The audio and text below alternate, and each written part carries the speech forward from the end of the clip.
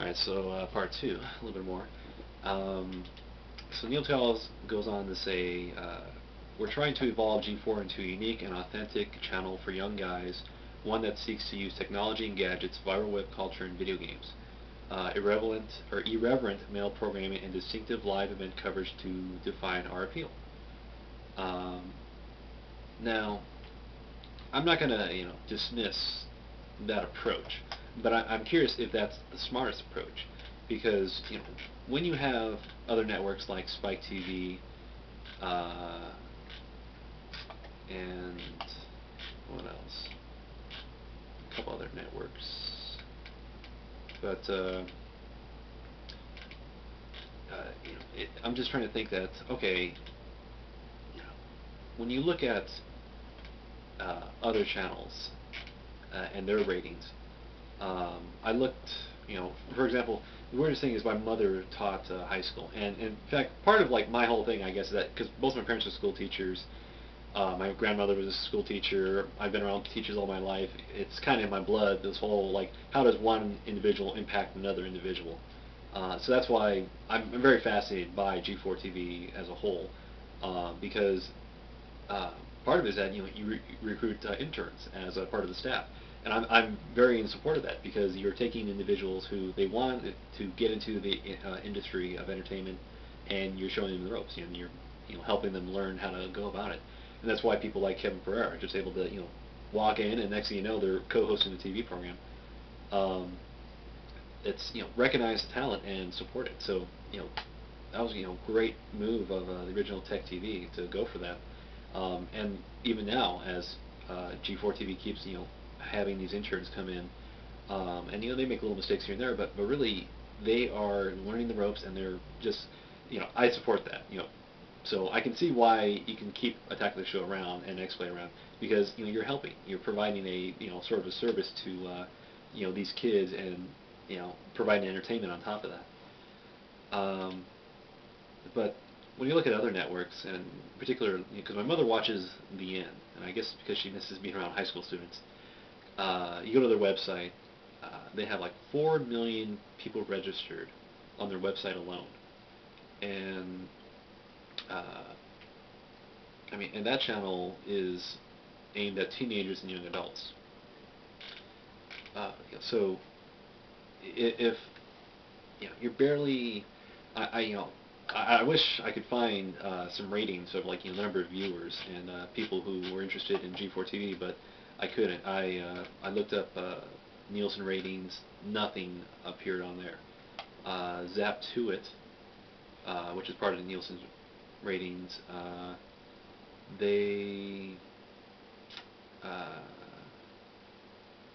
they had one interesting thing that G4 acquired the King of Kong, a Fistful of Quarters. So, and that's going to be premiering June 1st, 2008. So, yeah, good stuff. Uh, but that's it. I looked for G4 TV, Attack of the Show, X-Play, nothing.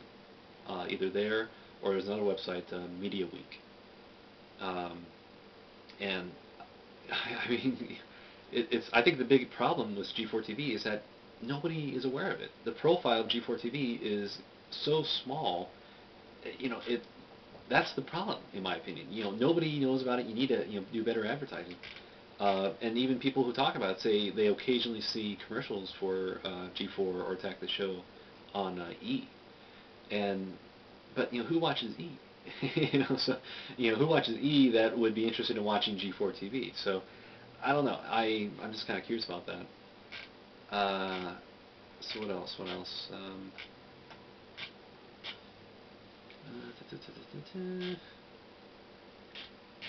All right, and okay. So we go on to say we want G4 to be TV for the Xbox, YouTube, iPod generation. PS2, PS3. Okay, that's great, and I agree. That's part of why G4 appeals to me. I like seeing that stuff. That's very fascinating material for that I would like to witness. Um, and you use the term generation too, which I think is very important. I'm going to explain that later. Uh, Neal Tiles says, Spike attracts a significantly older, more female, believe it or not, audience than G4 does, well, CSI. We are a business, not a public service. I totally agree with you on that. Because if you're not making money, what are you doing? Like unless Bill Gates just decided to buy G4 TV and say, I don't care if you guys are making a profit. I want this sort of programming available to anybody. And put all the programming online, so anybody in the world can watch it too, and just have the commercials. Because then, oh my goodness, what if that happened? But anyways, so then it goes on to say, don't hold 100% to this definition, or growth will be tough to come by. And that's relating to how G4 TV, has shows like Cops and the like. Sci-fi now is professional wrestling. Bravo has reality shows. MTV has very little music. Heck, even Discovery has Cash Cab and American Chopper. Bottom line, we will likely have programming that won't fit perfectly, but we'll attempt to keep it minimally young guy in its appeal versus older guy or female appeal. But occasionally we will find acquired programming that fits well, like Heroes and Lost, which also have very large female audiences.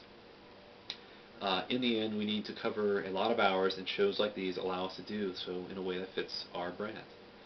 Now, critics will surely point out to Cops, cheaters, and totally outrageous behavior and question these choices.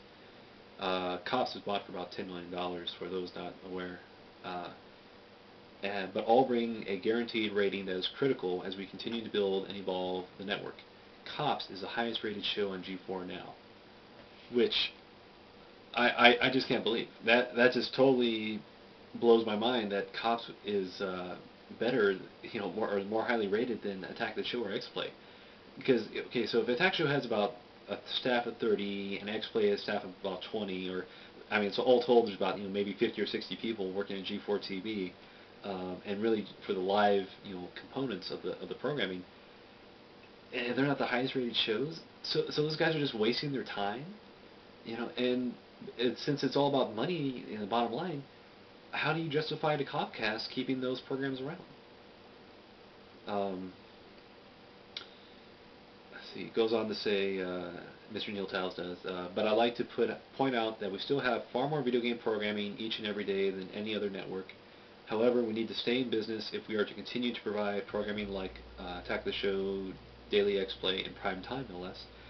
Cinematech Nocturnal Emissions, live E3 coverage, which has gotten substantially better, by the way. It was horrible the first time I saw it and the first time Olivia Munn co-hosted it. It was just like 4 hours of just boring material, and there's nothing new. And it's just constantly, oh, check out this this thing that's gonna be later on in the network. And it's like, I'm not watching the E3 coverage for what else is gonna be on G4. I'm watching it for E3. But so like I said, much better coverage. Good job on that. Daily coverage from the Tokyo Game Show. That was good. Game Developers Conference, Comic-Con, 5.5 hours of Halo 3 coverage, which very smart move since Halo 3 just sold so many units, and just great way to just grab that mass market. The Major League Gaming Tour, and lastly, we recently brought Electric Playground back to anchor our exclusive offerings at G4 TV.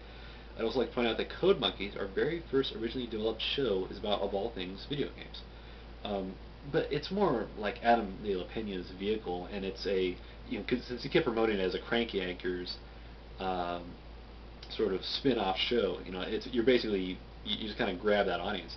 And that's kind of the other thing, as mentioned in the Wikipedia, is that a personality-related programming. So the people that, like the personality of Adam de la Pena and his Minority Team and Crank Anchors, they are going to appreciate Code Monkeys. So